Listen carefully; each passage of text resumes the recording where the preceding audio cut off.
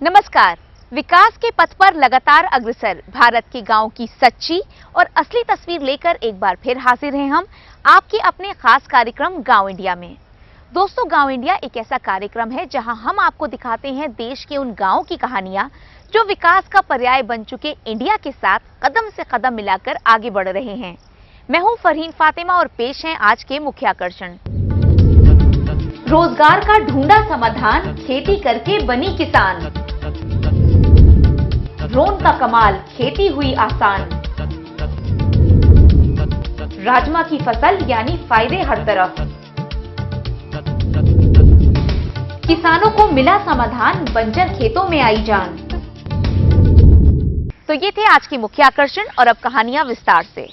दोस्तों, हमारी जिंदगी में कितनी भी बड़ी मुश्किल क्यों ना आए, अगर हमारे अंदर हिम्मत है उनसे निपटने की तो रास्ते मिल ही जाते हैं।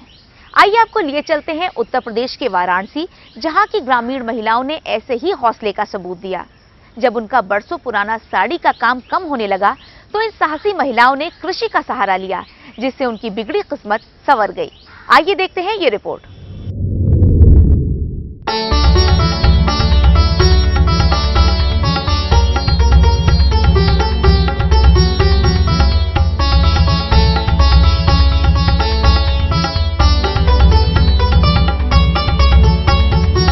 यह है वाराणसी का चिरई गांव, जो बनारसी साड़ियों के उद्योग के लिए जाना जाता है, लेकिन पिछले कुछ सालों में इसकी एक नई पहचान उभरी है। कृषि के क्षेत्र में अपनी मौजूदगी दर्ज कराती यहाँ की बेमिसाल महिलाओं के रूप में। हालांकि इन महिलाओं के पास खुद अपनी जमीन नहीं है, लेकिन फिर भी इन्होंने इस इलाके में कृषि के जरिए विकास की नई कहानी लिखी है। दरअसल इस इलाके में पिछले सालों में साड़ी के कारोबार में आई गिरावट के बाद लोगों की आर्थिक स्थिति काफी कमजोर थी। ऐसे में गांव की महिलाओं ने कृषि के जरिए रोजगार का रास्ता अख्तियार किया। इन्होंने मिलकर एक स्वयं सहायता समूह बनाया और समूह की मदद से जमींदारों से जमीन किराए पर लेकर खेती करना शुरू किया।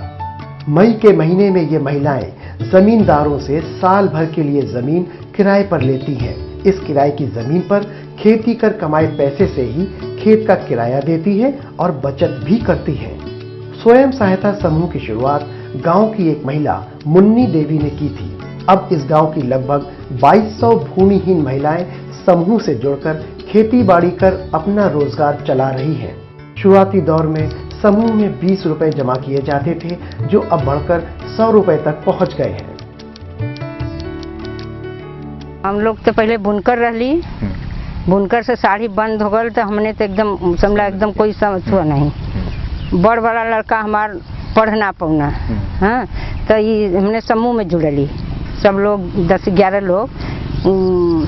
माधुरी सिंह नहीं उन्हीं समूह का बनवनी। तो पहले तो 20 रुपया से शुरू कर, पहले वहू डेरायल जात रहा कि वो 20 रुपया कहीं चल न जाए, तो वैसे तो 20 से अब 30 कर गल, 30 से 50, 50 से समझ 100 रुपया कैले मैंने। और हमने के समूह से बहुत अच्छा विकास है। महिलाओं के इस प्रेरणादायक कार्य में इनका सहयोग करने के लिए यूनियन बैंक ऑफ इंडिया ने भूमिहीन महिलाओं को बिना गारंटी लोन भी उपलब्ध कराया है। इन्होंने अपना स्वयं सहायता समूह बना रखा है, इसलिए इनको समूह से आपस में लेन देन करती हैं और धीरे धीरे समूह का कार्पस लगभग 2.25 करोड़ रुपए के आसपास का पहुंच चुका 2200 महिलाओं के बीच में। तो उसका नतीजा क्या हुआ कि बैंक को भी एक तरह से प्रेरणा मिली कि हम क्यों नहीं इस तरह के महिला किसानों को सहयोग कर सकते हैं। तो यहाँ पे यूनियन बैंक ऑफ इंडिया ने तो 700 महिला किसानों को 25,000 रुपया प्रति महिला के हिसाब से बिना किसी गारंटी के, क्योंकि वो तो भूमि है, उनके पास गारंटी रखने के लिए कुछ नहीं है, लेकिन बैंक ने कहा कि नहीं, हम बिना किसी गारंटी के हम ऋण प्रदान करेंगे।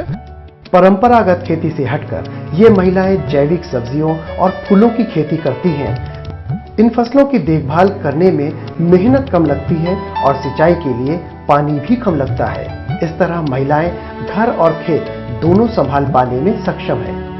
ये किसान महिलाएं इस बात को बखूबी समझती हैं कि फसल की पैदावार बढ़ाने के लिए भूमि का उपजाऊ होना बहुत जरूरी है और इसके लिए नाडेप और जैविक खाद का प्रयोग करती हैं। साथ ही फसलों को भी मौसम के अनुसार बदल बदल कर उगाती हैं, जिससे भूमि उपजाऊ बनी रहती है और पैदावार की गुणवत्ता भी बेहतर होती है। एकता की शक्ति की मिसाल कायम करने वाली ये महिलाएं खेती की सभी जरूरतों को बखूबी जानती हैं। फिर चाहे बात मचान लगाकर जानवरों से फसल की रक्षा करने की हो या फावड़ा चलाकर मिट्टी समतल करने की, ये लोग सभी काम खुद करती हैं। खीरा से लेकर के और औषधि पौधों के साथ में, हल्दी के साथ में बड़े पैमाने पर मुन्नी देवी खेती करती हैं। मुन्नी देवी आधुनिक तरीके से खेती करती हैं। मचान लगा करके बैठ करके वहाँ पे जो नील गाय है उसको भगाने का काम करती हैं। लेकिन इसके साथ साथ में मुन्नी देवी पूर्ण रूप से ऑर्गेनिक फार्मिंग का काम करती है। वो वर्मी कंपोस्ट का इस्तेमाल करती है, नाडेप का इस्तेमाल करती हैं, गोबर की खाद का इस्तेमाल करती हैं। फसल के आसपास उगी फालतू घास को काटकर कुछ पशुपालक महिलाएं इसका उपयोग जानवरों के खाने के लिए करती हैं। इस तरह हरी घास पशुओं के काम आ जाती है। महिलाओं के काम के प्रति लगन को देखकर अन्य ग्रामीणों को भी काफी प्रेरणा मिली है और अब वो भी कृषि की तरफ रुख कर रहे हैं। महिलाओं के इस काम में अब उनके परिवार वाले और बड़े बुजुर्ग भी सहयोग करने लगे हैं। जमींदारों से कम खेत ले करके कम पैसे पर तो खेती करना शुरू किया। तो उसमें हमने फूल लगाया, तो उसमें जैसे गेंदे का फूल हो गया, पचरंगी का फूल हो गया, ऐसे ऐसे करके हम लोगों ने फूल लगाया। तो उससे हम लोगों को कुछ फायदा समझ में आया। तो उस खेती को हम लोगों ने और ज़्यादा करने की कोशिश की। तो उसमें हमारे घर के जैसे हमारे बड़े बुजुर्ग जो हैं उनका सहायता मिला, हम लोगों के जैसे हम लोग के पति हैं उनका सहायता मिला।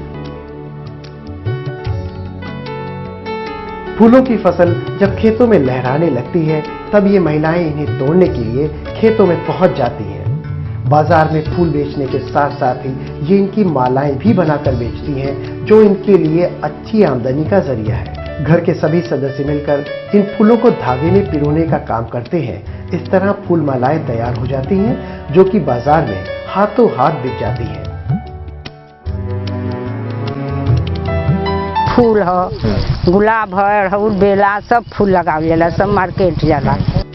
किसानों की जब बात होती है तो बात पुरुषों से शुरू होती है, लेकिन इन महिलाओं ने इस बात को पीछे छोड़ इस कृषि प्रधान देश में अपना एक रुतबा बनाया है और अपने इस काम से साबित कर दिया है कि महिलाएं किसी से भी कम नहीं हैं। आप भी स्वयं सहायता समूह बनाकर अपना विकास कर सकती हैं। स्वयं सहायता समूह बनाने के लिए 10 से 20 महिलाएं मिलकर एक समूह बना सकती हैं। अपने समूह का नाम रखें और आपसी सहमति से अध्यक्ष, सचिव और कोषाध्यक्ष का चुनाव करें। हर महीने एक निश्चित तारीख को समूह की बैठक करें और बचत राशि जमा करें। बचत राशि का प्रयोग आपसी लेन देन में करें। समूह के सभी कामों का लेखा जोखा रखें। बैंक में खाता खुलवाएं। समूह को रोजगार के लिए बैंक से कम ब्याज पर कर्ज दिया जाता है। समूह बनाइए, आत्मनिर्भर बनिए। भारत के गांव के विकास की कहानियां दिखाने का सिलसिला आगे भी जारी रहेगा। फिलहाल वक्त हुआ है एक ब्रेक का। ब्रेक के बाद देखेंगे ड्रोन का कमाल, खेती हुई आसान, राजमा की फसल यानी फायदे हर तरफ।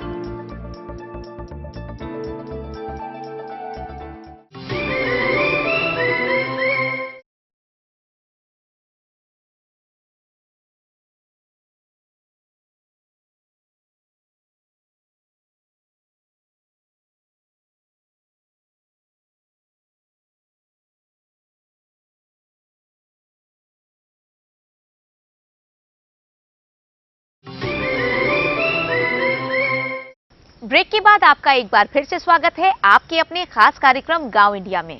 दोस्तों, हमारे देश के जागरूक किसान कृषि में नए नए प्रयोग करने से जरा नहीं घबराते। आइए आपको लिए चलते हैं छत्तीसगढ़ के हरदी गांव, जहां इन दिनों ड्रोन से खेती हो रही है। आप भी चौंक गए ना? जी हाँ, बिल्कुल सही सुना आपने। यहाँ के एक किसान राहुल चावड़ा ने एक ड्रोन बनाया है, जिसका इस्तेमाल वो इन दिनों खेती बाड़ी में कर रहे हैं। कैसे काम करता है ये ड्रोन, आइए देखते हैं इस रिपोर्ट में।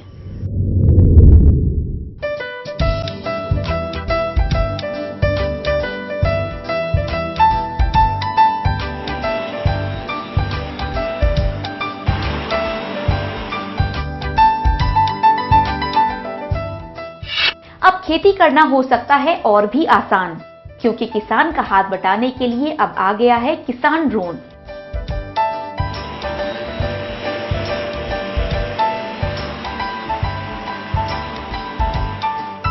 जी हां, छत्तीसगढ़ में दुर्ग जिले के हरदी गांव के एक किसान राहुल चावला ने जुगाड़ से ड्रोन बनाया है, जिसे नाम दिया गया है किसान ड्रोन। उंगलियों के इशारे पर किसान ड्रोन चंद मिनटों में खेतों में दवा छिड़क देता है।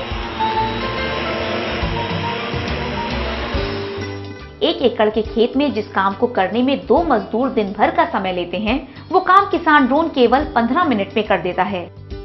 राहुल ने इंटरनेट पर ड्रोन की तकनीक समझी और इधर उधर से सामान जोड़कर किसान ड्रोन बना डाला। इसके लिए इन्हें कुछ सामान इंटरनेट पर ऑनलाइन बाजार से भी मंगवाना पड़ा। इसे बनाने में 2 लाख रुपए का खर्च आया। शुरुआती मेरे को ज़्यादा खर्चे लगे, कुछ पार्ट्स आए, कुछ डैमेज हुए, तो उससे मेरा कॉस्टिंग थोड़ी बढ़ गई। मेरा लगभग ये 2 लाख रुपए का खर्चा आया इसमें, जिसमें मैंने खुद का फ्रेम है, मेरी मेहनत वगैरह कुछ नहीं जोड़ा। बाहर से जो पार्ट्स वगैरह मंगाए थे उसका ऐसा करते करते विदेशों से मंगाया, जहाँ अपना बाहर से जैसे जापान है, सिंगापुर है, अमेरिका है और चीन है, ऐसी जगह से अपने थोड़े थोड़े अलग जगह में अलग अलग पार्ट्स मिलते गए, तो कैपेसिटी के हिसाब से मंगाया हूँ मैंने।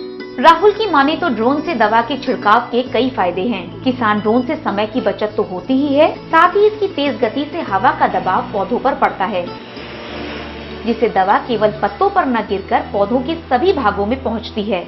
ड्रोन खुद ही एक एकदम भारी इम्प्लीमेंट्स हो गया है, जिसका थ्रस्ट, उसको उठाने के लिए जो हवा का थ्रस्ट बनता है, वही बहुत ही हमको इफेक्टिव रिजल्ट देता है।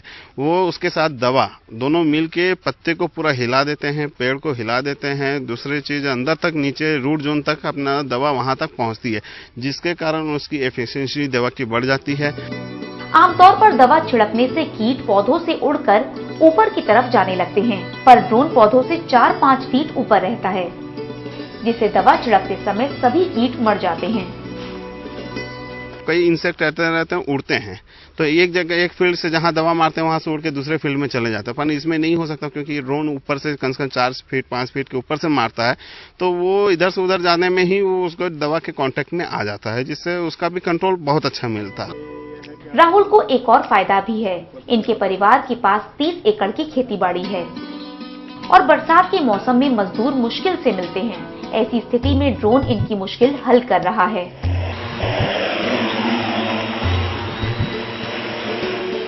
कि ना सिर्फ कीटनाशक के दवा छिड़कने के लिए, बल्कि फर्टिलाइजर डालने के लिए, बीज बोने के लिए, काटने के लिए, गहाई के लिए, या अन्य कोई भी पौधे उगाने की जो तकनीक है, इससे अन्य किसान भाइयों को भी प्रेरणा मिलती है और उनके जो कार्य है उसका लाभ उनके साथ साथ हमारे किसान भाइयों को मिलता है।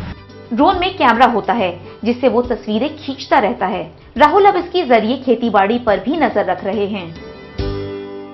हर पेड़ को तो एक बार चेक नहीं कर सकते, तो पहले हम लोग सोचा कि इसको ऊपर से यदि फोटो लिया जाए तो हमको पता चलेगा पेड़ में क्या प्रॉब्लम आ रही है, कहाँ पे डैमेज हो रहा है, कहाँ पे बीमारियां पहले लग रही है, कहाँ पे वाटर लॉगिंग हो रही है, कहाँ पे वाटर का स्ट्रेस पड़ रहा है। तो क्या ऊपर से फोटोग्राफी करते हैं तो उससे क्या हम लोग को दिख जाता है। तो कई बार छत से ऊपर चढ़ के देखते थे तो थोड़ा बहुत नॉलेज मिल जाता कि ये फील्ड डैमेज है। तब उसी टाइम ऐसा लगा क्यों ना भाई ऐसा कुछ बनाया जाए। राहुल की माने तो अपने इस प्रयोग से इन्हें फसल में